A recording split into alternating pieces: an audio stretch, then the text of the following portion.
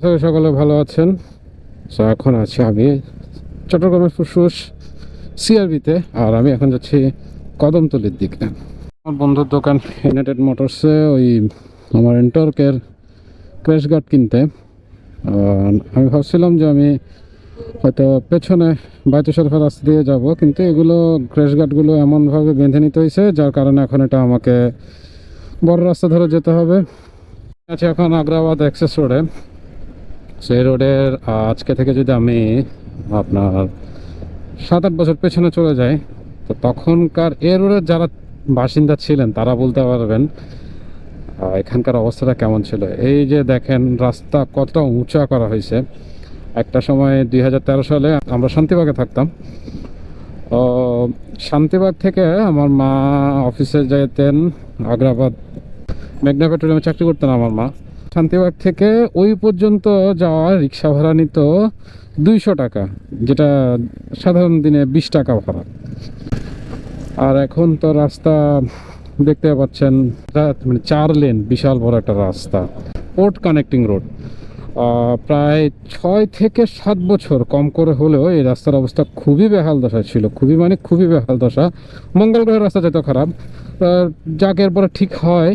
আর ঠিক হওয়ার পরে বেশ কয়েক বছর ভালো ছিল, কিন্তু সম্প্রতি যেটা হলো এই রাস্তায় আমাদের সবার সম্মানিত শ্রদ্ধার ওয়াসা এই যে রাস্তায় যেটা করলো, এই যে কেটে রাখছে। তা আমার যেটা যে 6-7 বছর যখন রাস্তাটা খারাপ ছিল তখন কোথায় ছিল এই খোরাখুরিগুলো, এবং ঠিক রাস্তার কিছু পর পরে এভাবে করে খুঁড়ে রাখা, কেটে রাখা, এটা আসলে সত্যি বিপজ্জনক চলাচলের জন্য। যাই হোক, আমি এখন পৌঁছে গেছি সার্ভিস সেন্টারে।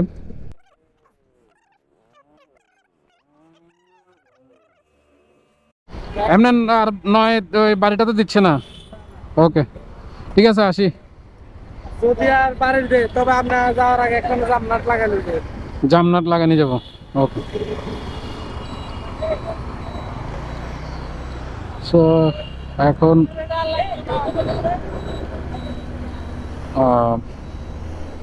টিভির জন্য কাজ সারাইলাম, গাড়ি সার্ভিস শেষে এখন আমি যাচ্ছি লিং রোডে। সো এসে পৌঁছেছি লিং রোডের মুখে। এটা হচ্ছে ফৌজদার সাইডে গাউসিয়াতে। ওখানে আমার ভাইয়েরা, নুরুজ্জামান ভাই, জয় ভাই, আশা করি ভুট্টো ভাই থাকতে পারেন, আই ডোন্ট নো, বড়লোক মানুষ। লিং রোডের ভিউটা এটা বর্ষাকালে অনেক সুন্দর হবে। এখন বসন্তকালে গাছের পাতাগুলো শীতের শেষ ঝরে গেছে, এটা একটা আলাদা রকম ফিল আছে। আর বর্ষাকালে একরকম ফিল হয়। বর্ষাকালে অবশ্যই এই রাস্তাটা চলাচল বন্ধ থাকে।